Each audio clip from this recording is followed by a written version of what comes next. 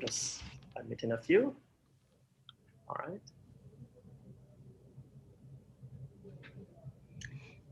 So let me start. It is 1:31, and I wish to welcome everyone to a more than special occasion as we are having our Eric Cruikshank Distinguished Lecture. And it's our pleasure to welcome you here to the University of the West Indies, Mona, for those of you who may also be from outside of either Mona or even Jamaica. So my name is Michael Boyne, but I am not the main person of the day. I am actually only here just to say only welcome before I turn over to Dr. Handel Emery, who will be our convener for the day. I will be back a little bit later, but as I was mentioned before, I'm the least of the apostles. So just want to say welcome, and Dr. Emery, the ball will be in your court. Okay, thank you very much, Prof. Good afternoon, all. Dean Tomlin Paul, Dean of the Faculty of Medical Sciences, Professor Michael Boyne, Head of the Department of Medicine, Professor Andrew Goddard, President of the Royal College of Physicians, Professor Kennedy Cruikshank, members of faculty, other members of academic staff, distinguished colleagues, students, and guests. Ladies and gentlemen, all, welcome again to the Professor Eric Cruikshank Distinguished Lecture. I'm Handel Emery, cardiologist and recently elected fellow of the Royal College of Physicians, and I will be your convener for the afternoon. Colleagues, this auspicious occasion really permits us the distinct privilege of honoring one of our very own giants of the medical profession, Professor Eric Cruikshank. Professor Cruikshank, as some of us may know, was born in Dumfries, Scotland in 1914, the son of John Cruikshank, who was a professor of bacteriology, and Jessie Cromarty, a nurse. He would later go on to study medicine at Aberdeen University, eventually graduating in 1937 at the age of 23. 3 years later, he joined the Royal Army Medical Corps, where he gallantly served wounded servicemen on the battlefield during World War II. Sadly, however, fate would intervene. In fact, adversity would later strike, as he was unfortunately captured by the Japanese and was destined to spend the next 3.5 years of his life as a prisoner of war in Singapore. There, however, rather than being broken by this experience, Professor Cruikshank would come to immortalize the words of the late, great Dr. Martin Luther King, who said, and I quote, "The true measure of a man is not how he behaves in moments of comfort and convenience, but how he stands at times of controversy and challenges," end quote. Fortuitously, it was his stint as a POW, observing malnutrition and neurological disorders in his fellow POWs, which would lay the foundation for his later extensive scholarly work on nutrition and on neurological disorders. After the war, Professor Cruikshank migrated to Jamaica, where he was appointed professor of medicine and installed as the first dean of the then University College of the West Indies. In 1956, he became the first person to observe and to publish extensively on what he called Jamaican neuropathy, which was a neurological disorder which we now know is due to the HTLV1 virus and which has now been renamed quite aptly tropical spastic paraparesis. So colleagues, by the time Prof left Jamaica 20 years later to return to Scotland, he had already etched an indelible mark on the university, on our medical fraternity, on the nation, the region, and indeed the world. Our presence here today is testimony to his enduring legacy and its impact. So colleagues, the Eric Cruikshank Distinguished Lecture was conceptualized as a means of honoring Professor Cruikshank, who, as some of us may know, passed away, unfortunately, in 2007. And by doing so, by doing this, by acknowledging him in this way, we acknowledge that we are where we are today, only because we stand on the shoulders of the giants who preceded us. And who better, therefore, to deliver this distinguished lecture, honoring one of the giants of our past, than one of the giants of the present, in the form of Professor Andrew Goddard, President of the Royal College of Physicians. So without any further ado, it's my pleasure to invite the current Dean of the Faculty of Medical Sciences, Dr. Tomlin Paul, to bring greetings from the Faculty of Medicine. Dean Paul, please, the floor is yours. Thank you very much, Mr. Chair, Dr. Emery. Professor Michael Boyne, our head of the Department of Medicine here at UWI-Mona. Our very special guest, Professor Andrew Goddard, President of the Royal College of Physicians, and our distinguished lecturer today, members of the faculty and our wider health professions team, our graduate and undergraduate students, alumni, our special guests, all those joining us. It's a pleasure to welcome you and bring a short greeting on the occasion of the Professor Eric Cruikshank Distinguished Lecture. Professor Goddard, I bring you a very special warm welcome from our University of the West Indies here in Jamaica. It's a delight to have you with us today as President of the Royal College of Physicians. And I want to thank you for accepting Professor Boyne's invitation to deliver this distinguished lecture. My only regret is that you could not be here in person to allow us to provide a more fulsome, warm Caribbean welcome to you. We are known in the Caribbean for producing physicians with very strong clinical skills. And I think, in my estimation, that runs parallel with our capacity in the Caribbean to produce cultural skills. Sometimes there might be an overlap between clinical and the cultural skills, but our cultural skills I refer to, such as our reggae music, our dance hall culture, our calypso music, all of which are very difficult to teach and share virtually. You know, there really is no such thing as virtual calypso or carnival. But we trust that you'll have a chance to visit post-COVID, so we can properly host you here in Jamaica and in the Caribbean. But let me say, I welcome you in your own right, and also I welcome you as head of the Royal College of Physicians. And indeed, we have a close agenda of work planned with the college going forward. I know Prof. Boyne has shared with me some of the work being planned with the PACES program. We have a long tradition of partnership with the college. Professor Terence Forrester, if he's here, I want to thank him for his leadership and his work over the years, over the decades in pushing that agenda in terms of partnership with the Royal College. So I want you to feel very much at home here as we welcome you. This distinguished lecture is of great importance to our Faculty of Medical Sciences. And I think Dr. Emery has said, painted a very good rationale why that is so.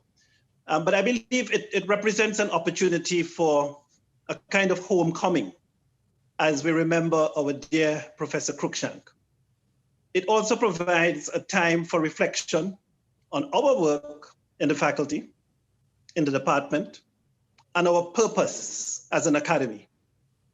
Eric Cruikshank, as you heard, worked with the Royal Army Medical Corps and was actually caught and imprisoned by the Japanese in the notorious Shanxi jail in Singapore.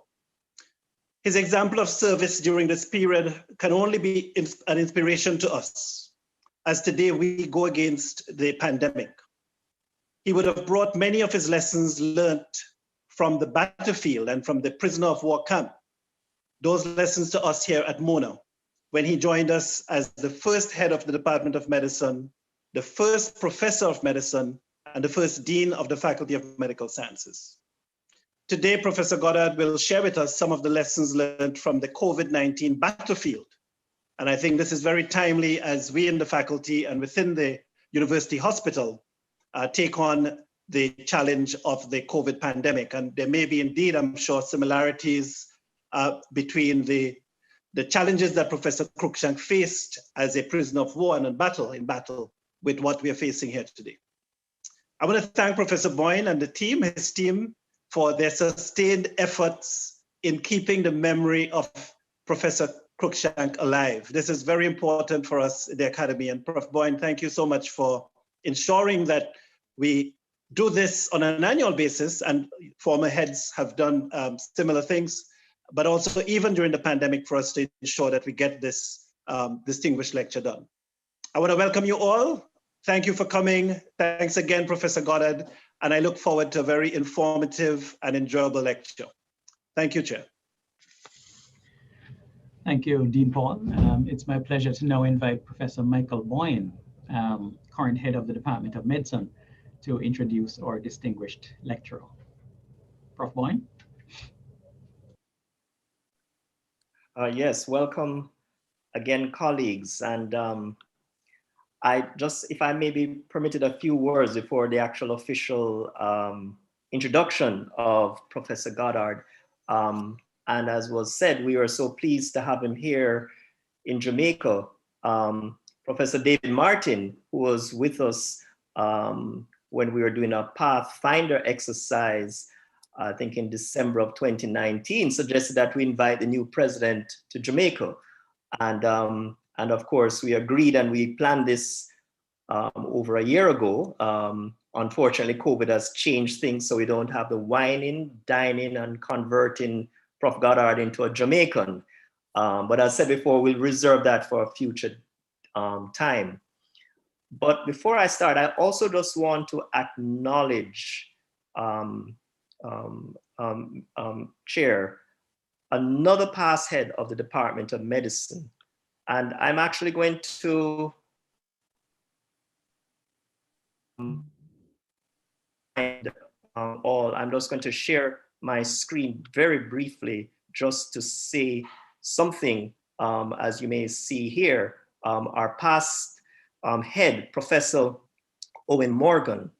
Professor Morgan was also, a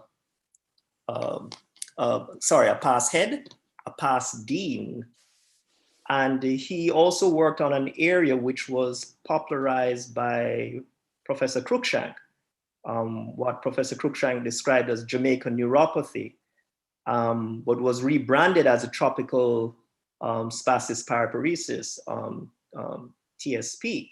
And we all know from the work of Professor Morgan and many other persons as a sort of international effort that the HLV1 virus was associated with this neurological disorder. As many of you may know, Professor Morgan passed away last, I believe, October. And I also think that it is fitting that he certainly too walked in the shoes of Professor Cruikshank. And so I just want to also just to thank, in his absence, Professor Morgan for his work and dedication also to the department. And we'll also try to see how we may honor him also going forward. So I make mention of that, colleagues. Having said that, I move to the more pleasant and substantive process of introducing our Professor Andrew Goddard, who affectionately is called Bud. And as was said before, he's the president of the Royal College of Physicians. And he's a consultant physician and gastroenterologist at the Royal Derby Hospital. I dug a little bit to find out that he was actually born in Plymouth. But after spending some time at Cambridge University, where he gained his MD, he also trained in Nottingham and was appointed as a consultant physician and gastroenterologist in Durban in 2001. He was the director of the Royal College Medical Workforce Unit for 5 years. And then he was appointed RCP Registrar in 2014. To said in this role, he oversaw the professional and clinical affairs, both in the UK and internationally. And his main policy areas were workforce, healthcare funding, the future of general medicine, the medical registrar, and how to keep medicine brilliant. And in 2018, he was elected the 121st RCP president. And as such, he's the youngest for 400 years. And also the first from the East Midlands of the UK. And his priorities for his term have included workforce, well-being, and worldwide, sort of the 3 Ws. And these are parts of the RCP strategy for the next 5 years. He's also currently the chair of the Medicines and Healthcare Products Regulatory Agency, an expert advisory group on AI, software, and apps, and has a keen interest in the use of innovative technologies in improving healthcare. During this pandemic, which we know very well, and we're going to hear more from Professor Goddard, he's been instrumental in influencing the sort of national response in the United Kingdom, and has represented the fellowship and membership views. I do have to say that, that I find him very prolific in his writings. As a member of the Royal College, as a fellow of the Royal College, we get your email and your words very frequently. Always erudite, very clear storytelling manner. I admire good writing, which I can try to emulate. And so I have learned many things also indirectly from you, Professor Goddard. So I just want to welcome you again and thank you for accepting this invitation to give us the Eric Cruikshank lecture. And of course, we welcome seeing you again sometime in the future when that does occur. And having said more than enough, I now turn over to Professor Goddard. Professor Boyne, Dean Paul, Dr. Emery, Dr. Chin-Harty, thank you so much for that introduction. It's lovely to be with you, everyone, from here in a dark, cold evening in Derby. I was delighted to hear about the musical roots, if you like, of Jamaica and the West Indies. As you can see from my backdrop, music forms a big part of my life. And in lockdown, I've had the opportunity to listen to much more music than I have done for many years. I'm slightly embarrassed by being referred to as a giant of medicine. I think I am one of those giants that is only seen as a giant because I stand on the shoulder of true giants.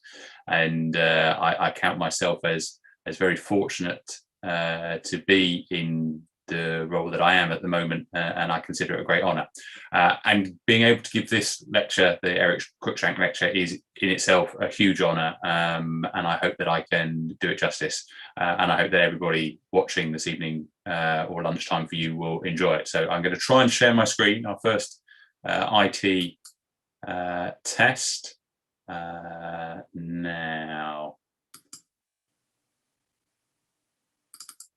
That should do it.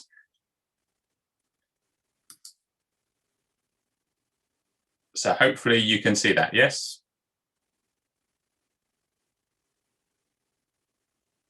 Yes, we can. Yes, yes, yes. Brilliant. Okay, so I will just talk to you a little bit about Professor Cruikshank, after who this lecture is named. You've already heard much about him, and I'm very grateful to his son, Kennedy Cruikshank, for giving me some photographs which might give you a sort of an image of the person that he was. I'm just going to touch very briefly about what the RCP is, because there may be some members of the audience that don't know what we do. I'm going to then go through time before COVID, and then I'm going to have a look at what's gone badly, what's gone well, and then summarise with the lessons that we can perhaps learn from this. Clearly, my experience is very UK based. And I really can't make too much of an apology for that, but I would hope that many of the lessons that we've learned will be applicable anywhere in the world. So Professor Cruikshank, as you've heard, was in the army, in the RAMC, and when he started in 1939, there was a picture of him, and he was 162 pounds. By the time he left the prisoner of war camp in Shanghai, as you've heard, and he's in the middle of that group, his weight had fallen to 94 pounds. But this gave him a great insight, and thus he was able to write his thesis on vitamin deficiency because of the links he had with 6,000 prisoners of war. And that was really what started off his interest in the medical aspects of, if you like, tropical living. He was appointed, as you've heard, to the University of the West Indies in 1950, and in his career he was dean 3 times. And so here's a picture of him on the left, towards the end of his time. And the picture in the middle shows you his final faculty photo from 1972. And you can see there are some rather famous people in West Indies medical history pointed out there, and I've provided some photos as well, particularly for Professor Elaine, who, as you know, became Chancellor of the university. You've already heard Dr. Emery talk about Jamaican neuropathy when it was first described by Professor Cruikshank, and that was then written up in the journal Brain in 1964. And as you've heard, Professor Cruikshank described this condition, a Jamaican neuropathy of unknown origin, which was then later proven to be due to HTLV1 and renamed tropical spastic paraparesis. And I think one of the interesting things is you've already heard about Professor Morgan, but he then worked with Professor Cruikshank's son, another Professor Cruikshank, to look at this further, and we've come to understand it much better. So that's a potted history of Professor Cruikshank, which I suspect doesn't really do justice to the person. He was indeed a giant of medicine, not only within the West Indies, but globally. The Royal College of Physicians has been around for 502 years. We are based in London, and the building on the left is our home next to Regent's Park, which was a 1960s construction made mostly of concrete and covered in marble tiles. That makes it a little bit more appealing in the brutalist style. But within it, it has a great space, and it's a great place for people to congregate. This is the central marble, as it's called, because of the central hall with a large staircase running through it. But you can see the great thing, and one of the reasons I love working there, is that you spend the whole time bumping into people and being able to meet people and talk about not just medicine, but about life, and it's great.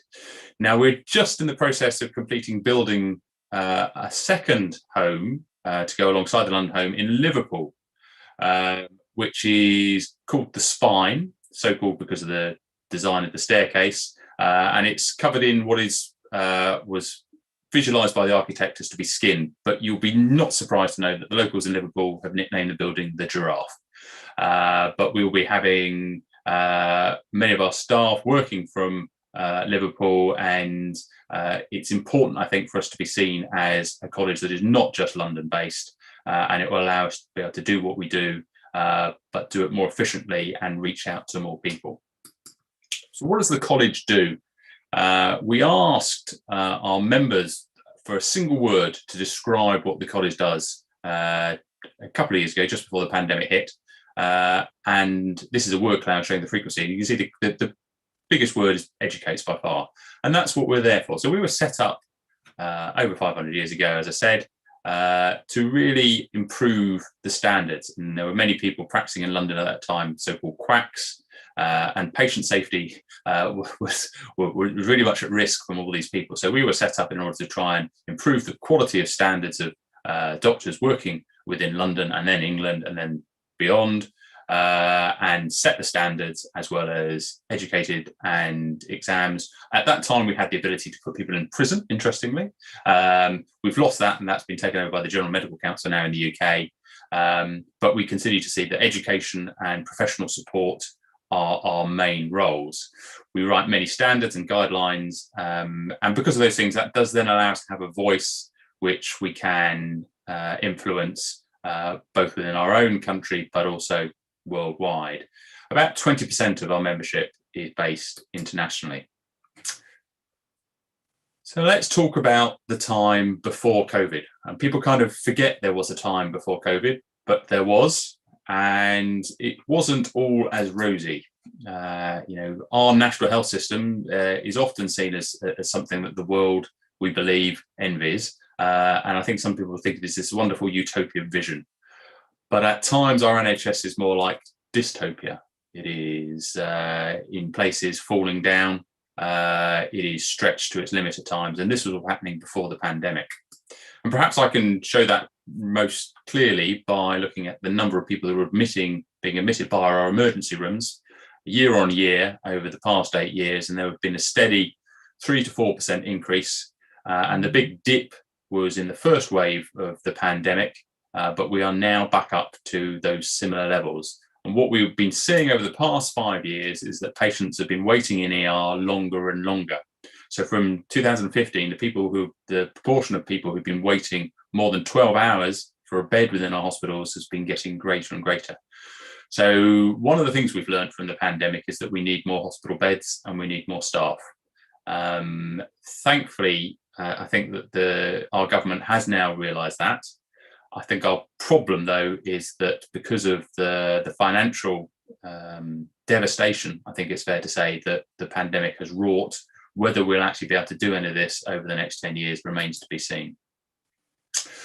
When the pandemic hit, we had a new government. We had our Prime Minister, Boris Johnson. He's the one in the middle of the picture on the left, in case you're wondering. Our election process does allow anybody to stand for election. So often in the Prime Minister's constituency, there are some interesting fellow candidates. And one of the things that he got elected was to allow the UK to leave European Union, so-called Brexit. Now, there were a lot of hot debate about whether that was a good thing or a bad thing, but suffice to say, it happened, and it happened just before the pandemic hit, or even indeed as the pandemic was hitting. Whilst I've given lots of presentations in my time, both as registrar of the college, before that as in my role in workforce, but more recently as president, I've tended to put up a picture of the four horsemen of the apocalypse to describe death, famine, war and conquest. And in those, I've included antimicrobial resistance, politics, climate change, and viral pathogens as the four potential horsemen of the apocalypse, which we should be aware of. Whenever I put that slide up, I don't think I ever thought that we would truly have the visitation from one of those horsemen in my time. But if we've not had just one, we may have others in the form of climate change to come. I'm going to touch on that just briefly at the end. But let's talk about the pandemic. It seems like much longer than a year ago when the first cases were traced to the wet food market in Wuhan. And in the UK, we've seen many, many cases. And I was very sad to hear that you are currently experiencing a big surge of cases in the West Indies, and my thoughts go out to you. All I would say is that it will pass, and that actually as the profession sticks together, that really does help get you through it. This shows you the number of confirmed coronavirus cases by day in the UK from our first wave, which was over March, April, May, and then our second wave, which was really one wave. There was a first dip. We had a lockdown, social measures were put in, but then there was a new variant came out, which was more transmissible, and we rose again. Our testing in the first wave was dreadful. We really didn't know what was going on. So it is likely that the first wave was of a similar height of. Look at how bad it got. I've got some co-commentary, so that's fine. But it was a similar peak, but because we were not testing, we didn't know that.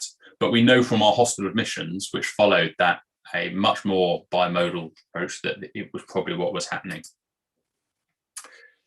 And this was the image that our press portrayed about the COVID pandemic to our public. That many patients were being admitted to ITUs where there were lots of machines with many staff in high levels of protective equipment looking after the patients. And whilst this was obviously a significant part of what was going on, the mainstay of our COVID care and hospitalisation took place under physicians, under respiratory physicians, geriatricians, general physicians like myself. And this is a chart that just shows you, these are we have about 250 different hospitals in the UK, and it shows you what proportion of all the beds were filled with COVID patients for each of the hospitals. So you can see that the North Middlesex Hospital and Medway hospitals had almost 2/3 of their hospital beds filled with COVID patients at the turn of the year, just before Christmas Eve 2020. Those hospitals were in East London, and London took a big hit from the second wave of COVID at that time. And I think that many people in the UK don't understand what a big impact COVID had on the whole of the hospital and how much of COVID was looked after by physicians. What we saw in the first wave was many doctors and other healthcare professionals got COVID, and sadly, some of those died. The person on the left with the big picture is somebody called Manjeet Riot, who was one of my friends and was a consultant colleague of mine at Derby. He was working in the emergency department, but actually he was not working at the hospital when he got COVID, but sadly he got COVID and he died from it. And I think what became clear in the first wave was that the virus has a unique propensity to cause problems with people who are male, who are older, who are from non-white ethnic backgrounds. And the picture sort of shows that very, very clearly, because these are all healthcare workers who died in the first wave. The chart on the left shows you the staff within hospital sickness rates through the year, both respect with the first wave and the second wave. So what you can see is this is a sort of background sickness level that we would expect all the time from things to go on. But in the first wave, there was a massive increase. There were lots of people who were either sick with COVID, presumed COVID for many of those, because as I say, we didn't have testing, or were having to isolate because they'd had contacts. By the time we had the second wave, although we had double the number of people in hospital, the number of people with healthcare workers who were off with COVID was half and a bit less. So there was a definite difference between the first wave and the second wave when it came to healthcare workers being infected. Now, there are lots of reasons why that might be the case. And what the chart on the right shows you is that we did regular surveys of physicians through the pandemic. Sorry, I'm just trying to keep an eye on the time.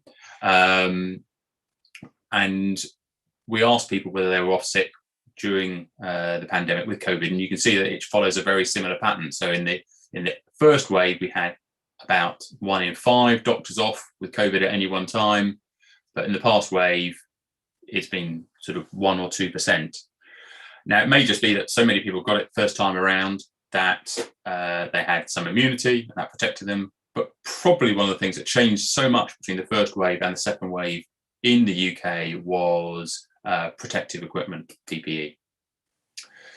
And in the UK, we use 2 types of PPE, so-called level 1 and level 2, depending on the procedures that are being done in the clinical area, consisting either of a surgical face mask and face protection, an apron and gloves, or if you're doing aerosol generating procedures, that includes in an intensive care setting, you wear a gown, full protective equipment, gloves, a hood, as well as a full visor. It was clear that we didn't have those things. And in one of those surveys that I've mentioned, in April, at the peak of the first wave, 39% of physicians told us they did not have access to the PPE that was recommended. So it should be no surprise that so many people got infected. That has fallen significantly. So less than 4% in the second wave could not access the PPE that has been recommended. And this sort of got a lot of press at the time, as did our high death rate. You may have heard one of our leading political advisors, a gentleman called Dominic Cummings, sort of rather bent the rules depending on your perspective, and travelled over 200 miles when we were all supposed to be limiting just to local travel, and we had a lot of problems with our test and trace and being able to test people. So at the time, the Prime Minister who'd come in on this big wave of Brexit got a real hammering, and it was felt that our country's response had been pretty dire, and that was the reason that we had such a high death rate, and it was because we were actually had failed from the point of view of political leadership. Now, that may or may not be true. I think there are several reasons why the UK has had such a high death rate, and I'm going to try and just talk through those. This chart shows you the number of people who have died with a positive test from COVID in the UK. Anything blue is people over the age of 70, and anything pink or red is younger. So you can see that the vast majority of people who have died from COVID in the UK, and it's been replicated around the world, have been old and have been over 70. Most of those people have had other medical conditions, and interestingly, in an ITU setting, over 3/4 are overweight or obese. It has affected younger people, particularly those with coexisting medical conditions and from non-white ethnic backgrounds, as I've talked about. And I'm just going to try and drill down into why those things may be. So if we just accept that age in itself is probably the predominant risk factor, what are the other things that have been sort of could be used to explain why the UK has had such a high death rate? One of the arguments is population density. London is probably one of the largest and most closely packed urban centres in the world. Certainly it is the most in Europe. However, if you look at a chart and if you want to play with data, our World in Data website is really useful to allow you to do this. And you can do all sorts of things. So here what I've done is I've looked at population density along the bottom and COVID deaths per million people. This was as of November the 8th. But you can see there isn't actually any relationship whatsoever. So you've got places like Australia, which have a very low population density, as does Peru. But actually there's a huge difference in their death rates. And then you have places which have very, very high population densities and have had hardly any deaths. So I don't think we can blame population density. It might be part of the features, and certainly those that use public transport a lot and are in close communication. What we found was that bus drivers and people working in such settings were at high risk. We certainly found that there was a close correlation with ethnicity. What these two charts show you is within London, the red dots, and everywhere outside of London are based by something called upper tier local authorities, which are the sort of the groups of how local government is run within the UK. And percentage of the proportion of those people who are from non-white ethnic backgrounds, you can see that there is a clear correlation in the number of COVID cases and also in mortality. So why is that? There are lots of reasons why people from different ethnic backgrounds might be more susceptible to COVID. Population density I've already measured. Deprivation and socioeconomic status, though, is probably key, particularly in the UK. Many families from certain ethnic backgrounds in the UK live in multi-generational houses, and there are very close-knit communities. For example, Orthodox Jewish communities in London have had a remarkably high seroprevalence of infection, over 75. And I think that close-knit communities is one of the reasons that we see that. And one of the cities near me in the Midlands, Leicester, has a very large Asian community, and they've had very, very high and consistently high levels of COVID throughout the pandemic. Occupational exposure makes a bit of a difference, but interestingly not that much. And health and disability status makes a big difference. And if you correct for all of those things, for women, it almost makes any increase in risk disappear. For men, you do get a decrease in risk significantly from the baseline risk.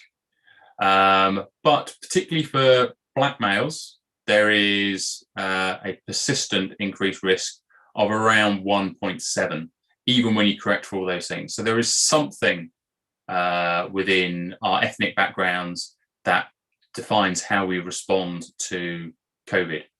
I think some of it can be explained by weight, and I'm going to come on to that now. But I think there are still many reasons, and we just don't understand. But people of African heritage, of Caribbean heritage, are at increased risk in the UK population. The UK is one of the fattest nations in the world, sadly, and roughly 66% of our population are overweight or obese. It has become something that our government is slowly waking up to, and we are now beginning to get legal and tax measures in to try and address it. But it has been used as an explanation of why COVID has caused so many problems. Interestingly, the mechanistic changes that you get in the chronic inflammatory condition that is obesity are exacerbated by coronavirus infection.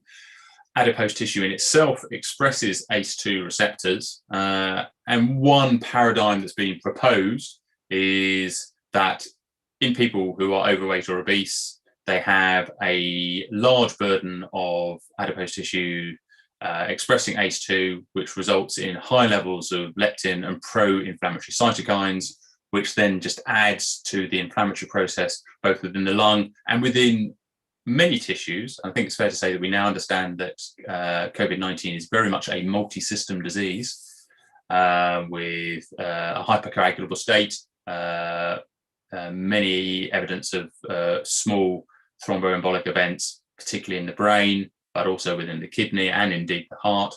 And being overweight and obese exacerbates that inflammatory process. One of the other things that's quite remarkable during our first wave of pandemic was the mixed messaging that was given out by our leaders. The idea of a sort of a phrase to get everybody understanding with it sort of kept things in a sort of a 3-word or 3-phrase phrase kept coming up. So the first one was stay home, protect the NHS, save lives. That then changed to stay alert, control the virus, save lives, and then the later iteration was hands, face, space. The problem with this is it confuses the public if the message changes, and it changes frequently. And you could be argued that, you know, what does it mean, stay home, protect the NHS, save lives?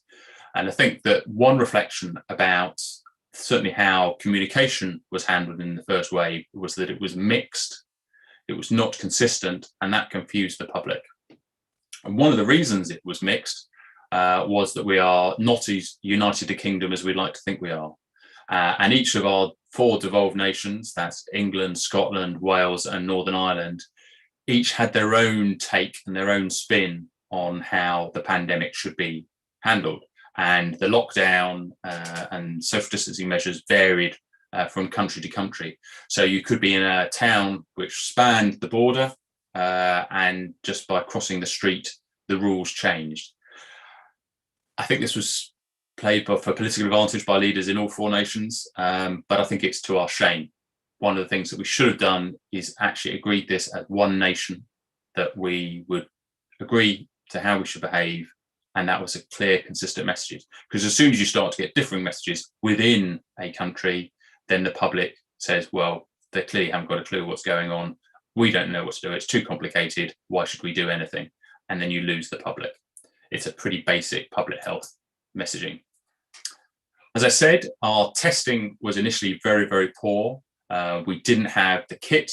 We didn't have the infrastructure. We shut down a lot of our university labs in order to try and analyze these tests, but it took us a long time to get going.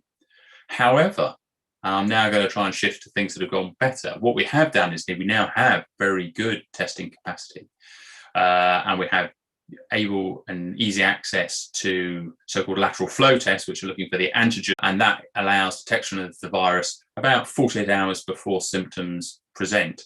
So you can then self-isolate, and that helps prevent asymptomatic spread. I think the other thing where the UK is now a world leader is in genetic sequencing.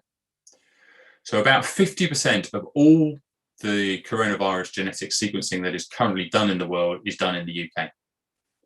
And it was seen as an important priority. Before COVID, we were probably sequencing around 30,000 viral genomes a year for all viruses. We're currently sequencing that number per week. So we're now reaching the point where we can sequence almost all of the positive PCR swabs that we are detecting in the UK. And this then allows us to really track down variants, and it allows us to understand how variants are developing and be much more specific about test and tracing for those isolates. So one of the current variants that are concerned is the P1 variant from Brazil, and we've had 6 identified cases within the UK, and we've managed to drill down and contact trace all of those because of wide-scale genetic testing. So it's remarkable that in the year from having a chaotic and dysfunctional testing service, we've managed to move to one that is perhaps one of the best in the world. And vaccines are the other major success rate from the UK standpoint. At an early point in the pandemic, the government realised that vaccines were a possible way out. So there were no guarantees here, but a large investment was made both in supporting research and development within the Oxford, the AstraZeneca vaccine, as well as ensuring that we were able to get vaccines from other manufacturers. I can remember conversations a year ago when we were saying that we would be lucky to have a vaccine of any type by this time next year, i.e. now, and it would be very unlikely we'd have it in time for this wave of the pandemic. I can also remember conversations even 6 months ago when we didn't know how effective vaccines were going to be, that we thought, well, 20% would be good if each vaccine worked to 20%, and if we've got 5 vaccines, you know, that they could add up, that would be quite good. And clearly we now have many vaccine candidates which are highly efficacious, and we're in a remarkable place. Now, I know that the vaccine program is beginning to start in the West Indies, and I know that accessing that is a real challenge for you, and there are political issues with that. I have been embarrassed by the way that our parts of the world have managed vaccine supply and thought about other parts of the world apart from ourselves. It is a global pandemic, it's in the name, and we're never going to be able to control the pandemic unless all of the world has access to vaccines. So I know this is something that we've all got to work on much more closely moving forwards. This just gives you an idea of where we are compared to the rest of Europe in the UK, and you can see that we have vaccinated 21 million people already, compared to just 16 million in the rest of Europe. Now, the people who are in favour of Brexit have said, well, this is an example of why we should have left Europe many, many years ago. But I think we'll wait and see. But certainly there were lots of political games played. So, for example, in Germany, the AstraZeneca vaccine was claimed to be not effective for people over the age of 65, and therefore it sort of wasn't used. Now that data has come out, they've suddenly realized they probably do need to use it. And if you get the AstraZeneca vaccine in your country, based on all the data that's coming out now, it is as good as the Moderna vaccine or the Pfizer vaccine. I don't think there's anything to choose between any of the 3 main candidates at the moment. So here's a map of the UK and the number. This is the percentage of the population. So 35% we've managed to reach in the UK, and then you can see it is for the US on the other side. There is no doubt, though, that the pandemic has had a massive impact on normal medical life, and one of the roles of the Royal College of Physicians is training. And you know, we have seen our trainees really suffer during the pandemic, not only because they have been on the front line, having to deal with very sick people in circumstances that they never dreamt they would be faced with when they applied to medical school. Just my own personal reflections from looking after COVID patients on my ward. Our ward turned from being general medicine to COVID twice during the pandemic for sort of months on end, and we went from a situation where it was very unusual for someone to die on the ward to 2 or 3 patients dying per shift, and I think that was very, very hard, both for the doctors looking after them, but also the nursing staff, who in some ways were closer to the patients. But so not only have our trainees been faced with truly awful clinical situations they've never had to face before, but they've also lost a lot of the training opportunities they would normally have. Outpatient clinics have very much shut down, and now being held virtually rather than face-to-face, and trainees have really struggled to get there. The ability to do elective procedures for the craft specialties in medicine, such as gastroenterology, doing endoscopy or cardiology, have disappeared. Training days been cancelled, conferences have all been cancelled, people have not been able to progress through their career. So we're now facing a problem in that the trainees we were expecting to be able to complete their training this year are probably going to have to extend it. And that actually then creates a bit of a backlog, because we have a pipeline system in training in the UK that you need people to leave training at the end in order to free up space to get people in at the bottom. And that's the way the funding works. So there are real genuine concerns at the moment about whether we're going to be able to keep training going, and what happens to those trainees, particularly in the early parts of their training, who can't get in and can't progress. Just to give you an example of that, the thing is that not every trainee is the same. We have moved more and more to a competence-based training program in the UK. To think that, and take my specialty gastroenterology, so colonoscopy, for example, we know on average it takes 233 colons for a trainee to reach what is considered a acceptable standard of reaching the cecum in 90% of cases. But everybody is different, and if you look at the proportion of people who reach that standard and the time they do it, whilst yes, the average is 233, there are some people that can do it in 100 and 150, and there are people that need 300, 400. So everybody has to be taken on an individual basis. And so what we now need to do when it comes to training is do individual reviews, trainee by trainee, to figure out what their needs are and how we can support them to move on. Our exam processes have changed rapidly. We were still holding large halls full of people doing written exams with pencil and paper. That is all going online. That has all gone online. But for medicine, and I was delighted to hear the focus on clinical medicine from the Dean within the West Indies. Medicine is all about clinical examination, and you can't really test someone's skills in patient examination and the elicitation of clinical signs virtually. So we've carried on doing face-to-face clinical exams during the pandemic, clearly with lots of measures to try and reduce the risk of infection. We've reduced the number of examiners, we've reduced the number of patients, PPE, etc. But that needs to continue. The trouble with doing all of that is that it takes it much longer to get through it, and it becomes much more resource intensive. So the concern about, are we going to be able to get everybody through the exam is a big one. And one of our big challenges over the next year, 2 years, is to get through that backlog of exams, not only the written exams, but most importantly, the clinical exams.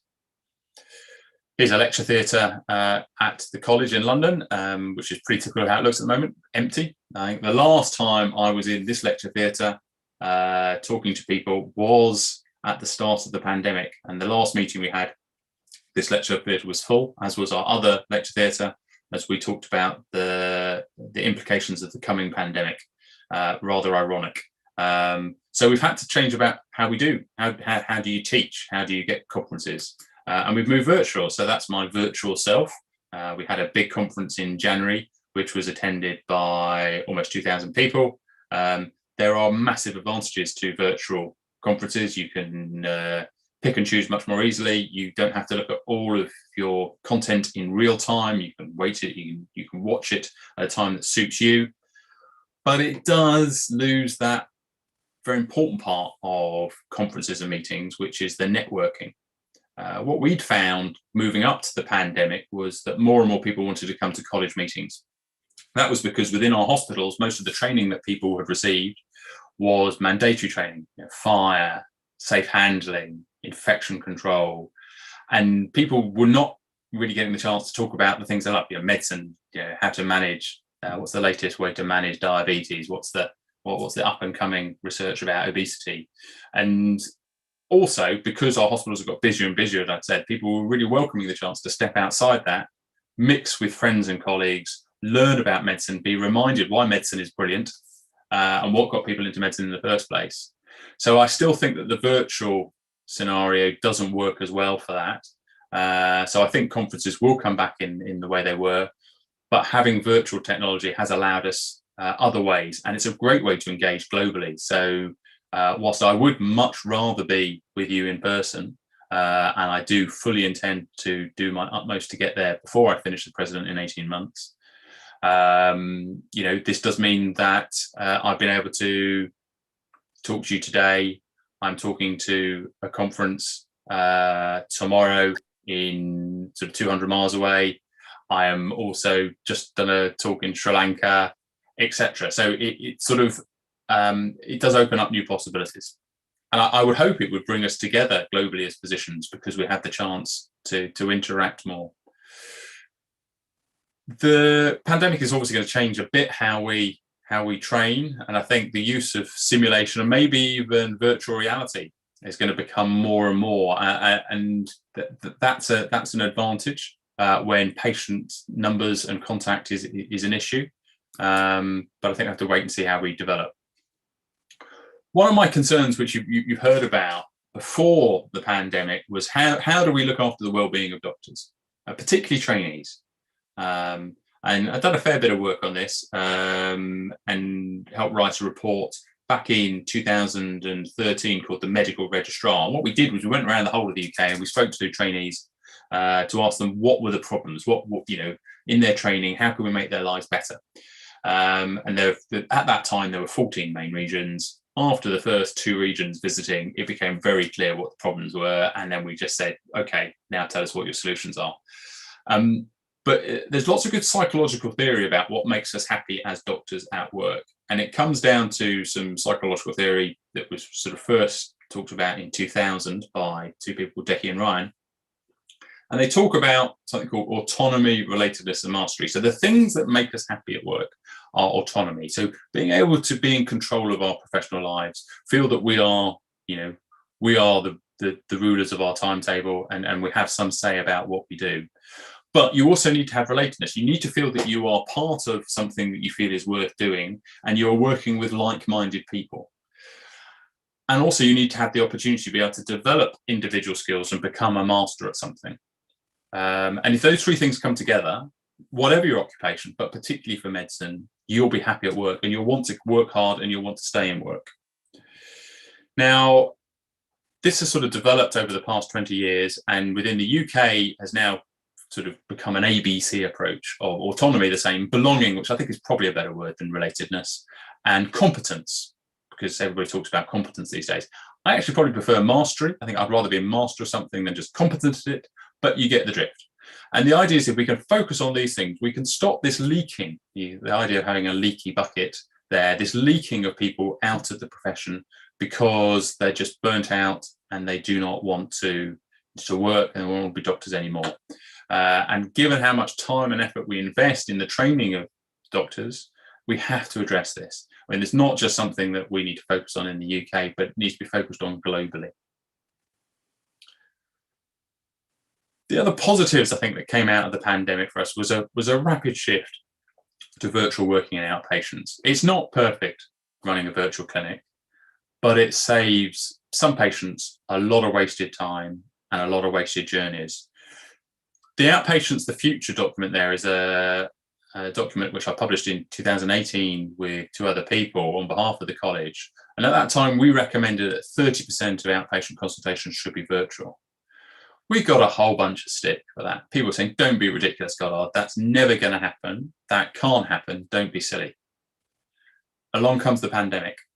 And what's happening? Currently, 60% of our outpatient consultations are virtual. So if the situation is right, if the conditions are right, you can affect rapid transformation. Now, I think 60% is probably too high. I think we do need, the reason for us suggesting 30% is because you do need to see face-to-face many patients. But it shows you that we can actually make change if the situation is right. I think the other thing that the pandemic showed us quite nicely was that if you look at the data and you're able to access data, you can get some answers very quickly.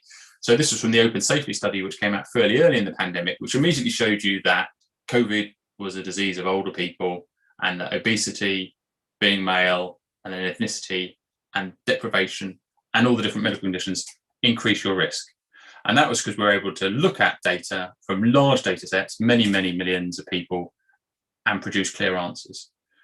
And again, when it came to trials, the recovery trial, which was one of the largest multi-center trials in the world, looking at different COVID treatments, allowed us very quickly to say, this is what works for COVID and this is what doesn't work. And proving that dexamethasone and steroids work, and showing that remdesivir, for example, doesn't work particularly well. I think that we have to learn from this. We have to realize that working together collaboratively from the point of view of both knowledge, but in particular clinical research, is essential moving forward. And if we do that, we can advance medicine very quickly. I put a picture back about ITU because one of the things that happened in the first wave is that the ITUs in the UK all spoke to each other, and there was a sort of a WhatsApp internet group of all the ITU leads, and they shared experiences on a daily basis about how to handle patients with COVID. So one of the early things was the management of ARDS. You would try and keep the patient dry, but it became clearer that that was actually causing huge problems with renal failure, with people needing dialysis, indeed those dialysis circuits clotting off. So rapidly they learned to keep people a little bit wet, but also to ensure that they're anticoagulated. And that was simply by ITUs communicating together. So it shows that if doctors talk to each other and share information, you can learn rapidly. And it's a sort of an organic bit of machine learning. What we also did was we brought all of our medical students in early into the hospital to act up as effectively our first year, foundation year one. And we called them FIY1s. And all of those medical students were sort of in their last year of medical school. They all found it a hugely rewarding experience. We had lots of extra people. We had 3,500 extra people on our wards. It just worked so well. And that's probably going to change how we do medical school training in the UK now forever. And we'll have far more of an apprenticeship model in the last year. Well, the other things we showed is that actually, if you put your mind to it, you can build lots of hospitals very quickly. And that whole issue about beds that I spoke about earlier, we created many, many thousands of beds. We didn't use them though. And the reason that we didn't use them, and here is a picture of within one of our conference centres in London, the XL Conference Centre. And those are two people from the army because they helped try and staff them. But we didn't have enough staff. We didn't have enough nurses and we didn't have enough doctors in order to staff them. And it reinforced once again why workforce is the key thing that holds all of health services together. So I'm coming to the end now.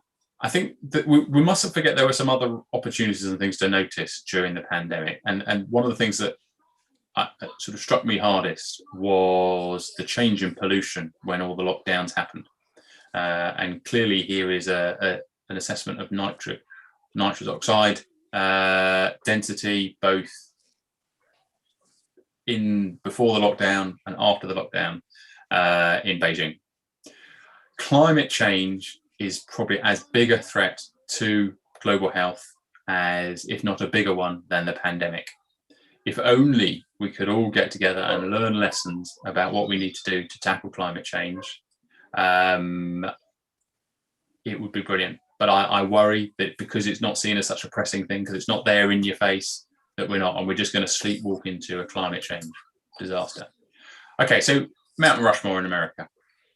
The president I want you to focus on is there, Teddy Roosevelt, who said, complaining about a problem without posing a solution is called whining. And I truly believe that is a way that we should live our lives.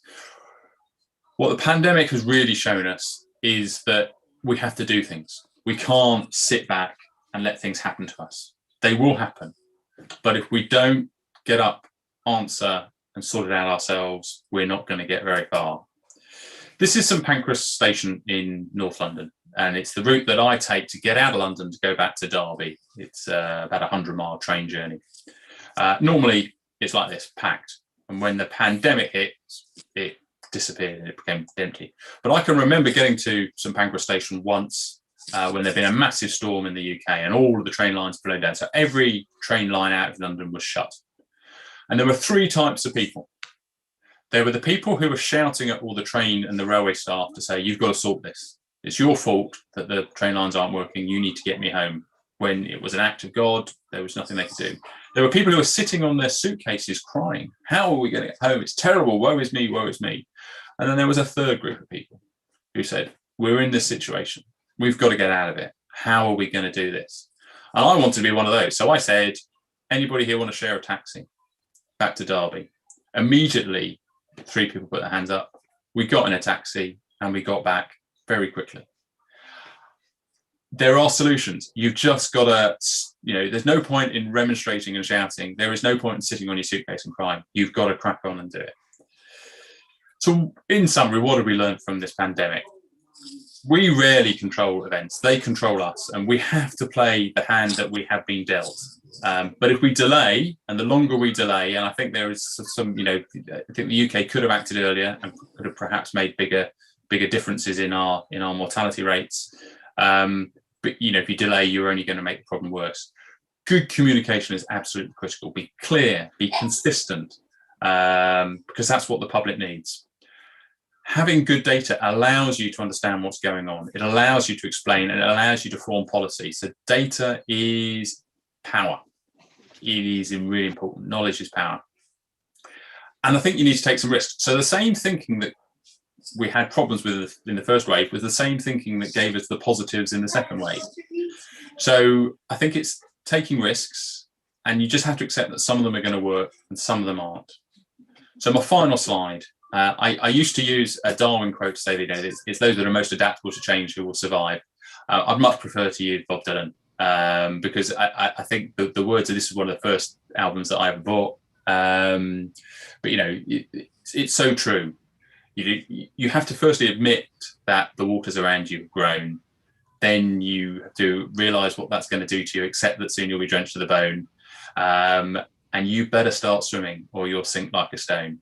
So I think that whatever happens with the pandemic across the world now, we as physicians can work together. We can get through this situation if we do so, and we can support each other. And as they say, it will pass. So thank you very much for listening, and I'm more than happy to take some questions. Wow, thank you, Professor Goddard. That was absolutely outstanding. In fact, I think many of us in the audience are pinching ourselves because you really touched on so many areas that we struggle with locally, and perhaps this provides an opportunity for us to learn from each other as we continue through this struggle. But there are a number of vexing issues or vexed issues, issues such as the whole issue of the impact, for example, on medical education, how medical students and residents are handled, how the outpatient clinics are managed, and even issues like physician burnout, issues which plague us currently, and which, as I said, provide potentially an opportunity for us to learn from each other. Thank you very much. That was really outstanding. Thank you, thank you, thank you. We'd give you a virtual applause, but the forum unfortunately doesn't lend itself to that. So at this point, I'm sure there are a lot of questions from the floor. So I would like to throw the floor open to questions at this point. I know there may be many questions from the floor, so I'm going to just use the opportunity just to make a simple request, which is that since it is a virtual forum, that the individual raises his or her hand and waits to be acknowledged, or places a question in the chat. With that being said, I'll open the floor to questions. There's a question in the chat. Okay, yes, thank you, Lisa. All right, so there's a question here posed by Dr. Emmanuel. And it reads as follows. Very enlightening talk, Dr. Goddard. What has been the experience with non-internal medicine physicians, example surgeons, stepping up to add to the hands-on board to manage these COVID patients in the non-HDU and non-ITU settings? That's a Google to start us off. I think it, thank you. Yes, I need to step up the pitch, get to the pitch of that one, which is more than the England batsmen do at the moment. I think it's mixed, to be fair. I think in some places, all specialties have really rallied to the cause. And I've seen, you know, senior surgeons on ITU in proning teams, you know, turning patients over. You know, I've seen many people going completely outside their comfort zone, getting rid of any hierarchical boundaries, and everybody pulling together. Sadly, I have heard the other side of it. I have heard, you know, where people have refused to be redeployed, and that has created huge tensions within teams. But what I would say that generally it's in places that have always historically worked well together, where people have carried on working together, and where there has been disharmony before the COVID pandemic has just exacerbated that. So it's sort of, if you like, it's heightened division or unity that was already there.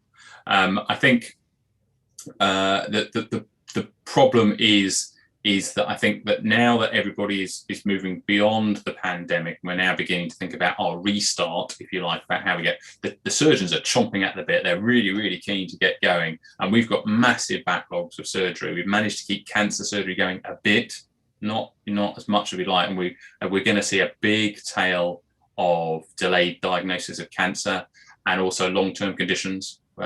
Many patients did not present, particularly in the first wave, because they didn't want to bother the hospital. They felt that their symptoms didn't need it, or they were worried about catching COVID. So there was a huge amount of work to get through. So the surgeons are chomping at the bit. The anaesthetists who've been running ITU, who are, pardon me for want of a better phrase, knackered, you know, they need a bit of time before then being able to help with the restart. I think the challenge for physicians, particularly respiratory physicians, is that we're likely to see that COVID is going to stay around for a while. Plus, also we've got the effects of long COVID, which I haven't really talked about, but we're seeing, you know, many people having symptoms well beyond 6 months after their original infection, and you know, many of those are respiratory. So our respiratory physicians have got all the stuff they would normally deal with. Plus, they're going to have to carry on looking after people who come in with COVID in a sort of endemic way. Plus, they've got the long COVID. So I'm very worried about the impact of COVID long-term on respiratory medicine and its ability to cope with the normal business. Okay, thank you, Professor Goddard. Just a follow-up in relation to the issue of the surgeons. In cases where they were integrated as part of the team, was this under the supervision of their physician colleagues, or were they sort of, you know, managing teams or patients on their own? And secondly, was there an impact on mortality, or a discernible impact on mortality when different strategies were used in relation to those two options? So the second one, no, not obviously. In many places, though, that they were under another team leader. I mean, on ITU, it would have been the intensivists, some of whom were physicians, some of whom were anaesthetists. On COVID wards, they tended to work side by side with physicians. But yeah, I think that there was a bit of joshing and some good humour, which I think was probably needed about it all. Full respect to all of those who worked in areas outside their normal area expertise and very much on the edge of their sort of comfort zone and beyond. And I think if they hadn't done that, we wouldn't have managed. Okay, thank you. Okay, so another question here in the chat. This is from Dr. Colette George. Says, thanks for a great talk.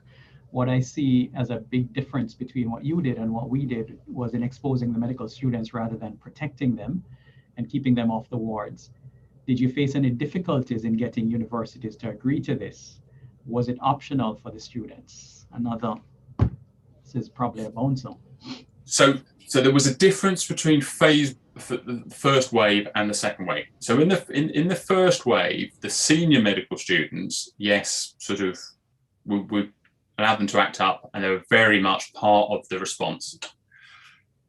The medical students before that did actually sort of step back and were quite protected. Unlike our nursing students, who were very much on the front line, many medical schools actually, went to remote teaching, and those students were not to be seen on the wards. Now, one of the thinking behind that was that there was a real worry that medical students have this dual life. They have a university life when lots of young people are getting together and likely to have high levels. And both of my children are at university at the moment, and I watched the sort of the COVID pandemic in their towns, and Leeds in particular is a big university town, and they had really high levels, which as soon as the students went back. So, and then you take them from that university life, but then into a hospital life where you've got lots of older, more comorbid people. There was a real worry about that. I think in the second wave, we got over that, and we said, no, we just need these people. They need to continue to be taught. They need to have clinical contact, and it's carried on as normal, albeit with PPE. I think in retrospect, we should have perhaps not been so cautious in the first wave. Okay, excellent, thank you. Dr. Tamara Thompson asks or comments, thank you, Dr. Goddard, wonderful presentation. Is there a mandatory vaccine policy at your hospital? How's your hospital managing vaccine hesitancy among healthcare workers? There isn't a mandatory vaccine policy anywhere in the NHS, nor in any hospital. For physicians, remarkably, 97% or more have been vaccinated. And those that have not been vaccinated, it's either because it's not been available, or because there's a really good reason why not to, and because they're pregnant, for example.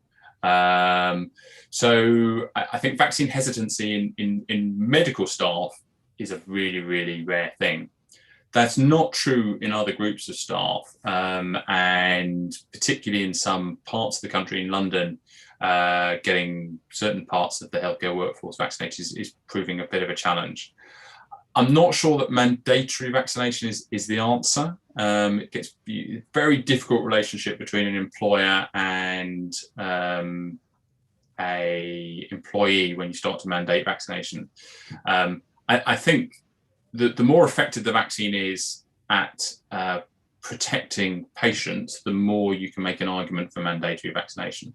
But what we're hoping is that the example of most healthcare workers having vaccine will allow other people to follow, and when they see the potential benefits. But there is as people know, there is a huge amount of stuff on social media about scare stories and about the harmful effects of vaccines, etc. But I think as time goes on, and you like most of these things, you can't actually change people who are doggedly against something, and actually then forcing them to have vaccine is probably the wrong thing. But those who are truly hesitant rather than deniers will eventually become less hesitant when they see that it's safe and they see that everybody else is doing it, and you tend to find that they will come. And that's probably the best way to play it. Okay, just a follow-up to that. Have you noticed any ethnic variations in terms of vaccine hesitancy? In particular, have you noticed a higher frequency or prevalence of vaccine hesitancy in the Afro-Caribbean community in the UK? Yes, to both. And it's particularly certain communities, which is why when it comes to vaccine hesitancy for the population, we're trying to go to as much of a local community leaders way of delivering a vaccine. There is no point in me going on telly and saying, if you're from an Asian community, you should have the vaccine because it's really important, because I am not relevant to that community. So you need the local leaders there to do that, and that's what we're really trying to focus on. And we found that early in the pandemic, actually, to get good responses from the point of view of testing, and also improvements with sort of complying with social distancing things. If it was led by local communities, it was far more effective. Thank you. Professor Boyne, comments that Prof. Goddard, you gave us much food for thought. You're correct that COVID is teaching us to plan and act. Can you envision what changes in healthcare delivery / education may be necessary with climate change that we need to start doing? Well, I mean, I think from the point of view of training, I think it's, you know, a bit more virtual will help. But the most important thing is to reduce waste. I think that we do a lot of stuff in society generally, but in healthcare that is wasteful. And if we can just reduce how much waste and things we do that aren't really necessary, that in itself will reduce the number of, you know, the amount of emissions we're creating.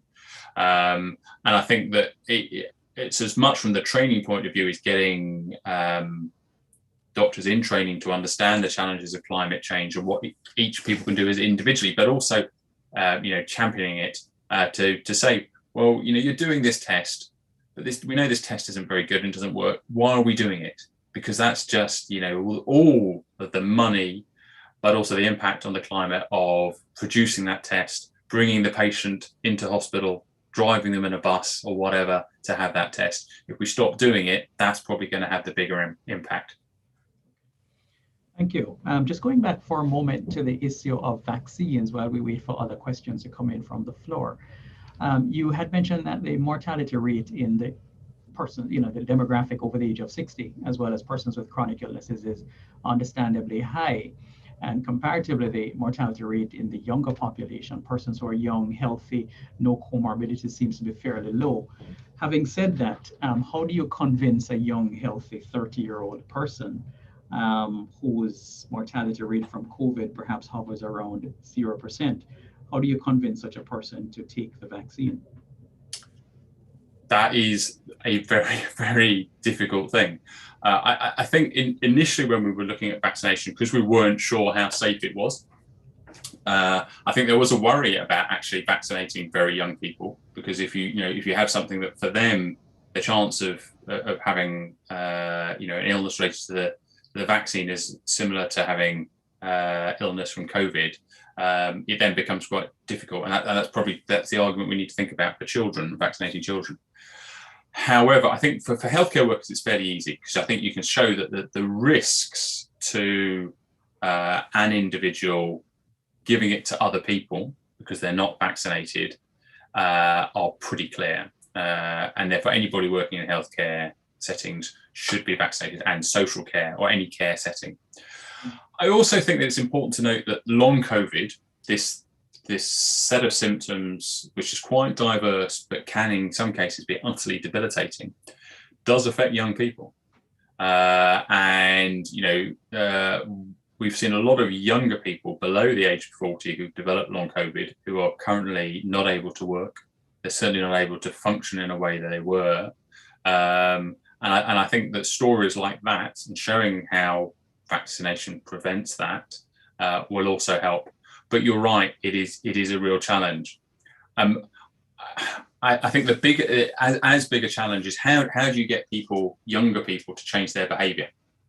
You know, what we've seen, and I don't know if you've seen the same in Jamaica and other parts of the West Indies, is that the older people they've really retreated into their homes. They have been very, very aware of it. They've been very careful not to mix.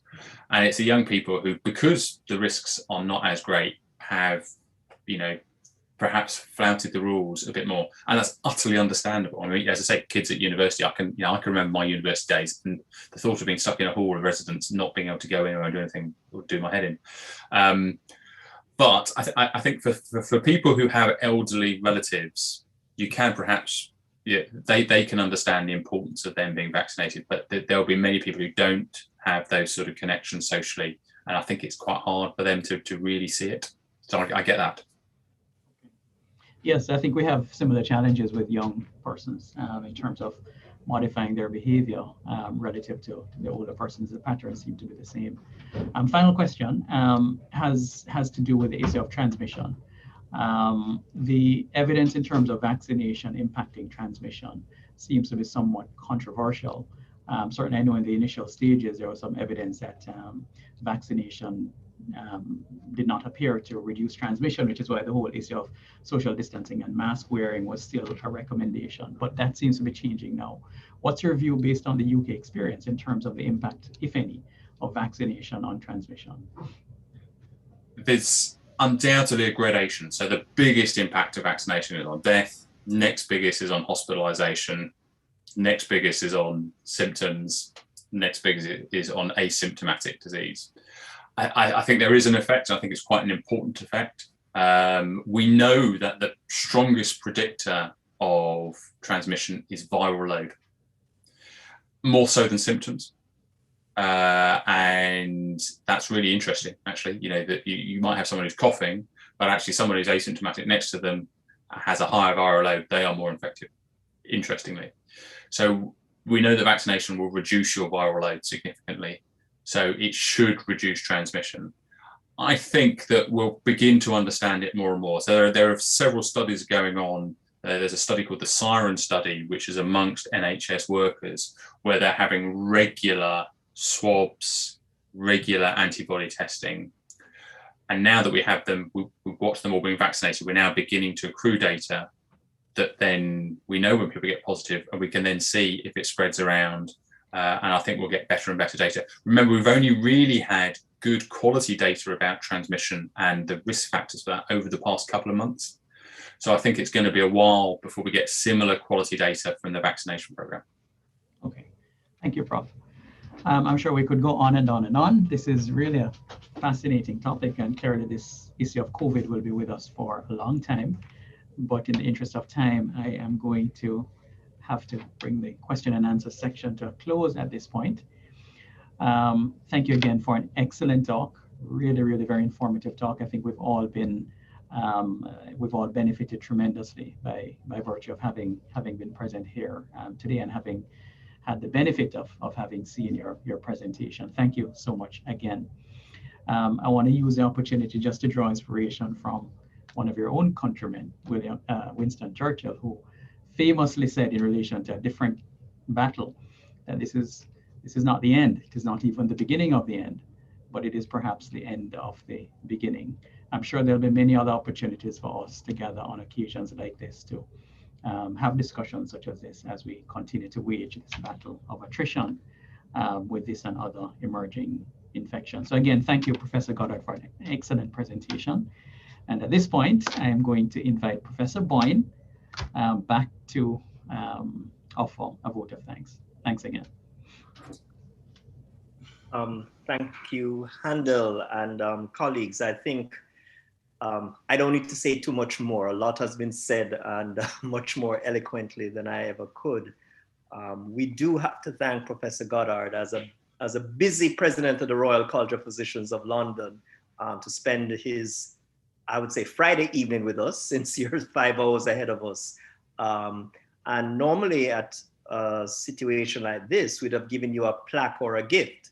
So we're holding it, Professor Goddard, until you come to our shores to receive it physically from us. So, but we can't thank you enough for spending your time and your wisdom as you shared with us. And I already see in the chat room many comments of people expressing the same thing. I also want to very quickly just say a few thanks. First, also to Graham Long, who is the executive assistant to the president, who helped to bring this all together. And he was, of course, very, very helpful.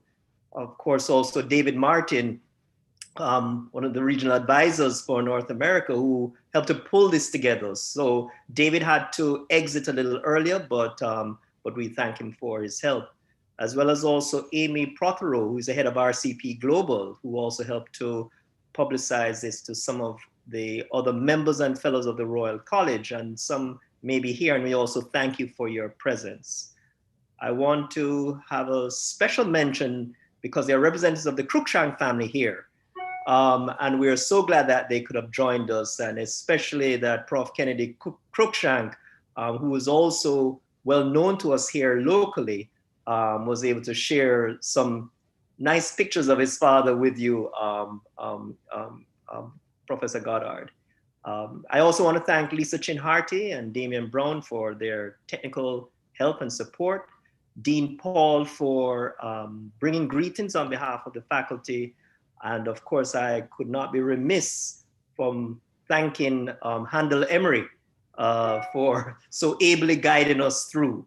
So, and again, to everyone here, as you know, I see there's representation from Nassau, Bahamas, from Barbados, from Trinidad, and maybe other places that I have not even been able to see. I just want to thank everyone. So everyone, whether you're in the Department of Medicine, outside of the Department of Medicine, whether you're a student or not, it's great to have you here as we think about COVID in light of Eric Cruikshank and his contribution to medicine. I've learned the term asynchronous learning since I've been in the Department of Medicine. And because of that, just as a reminder that this has also been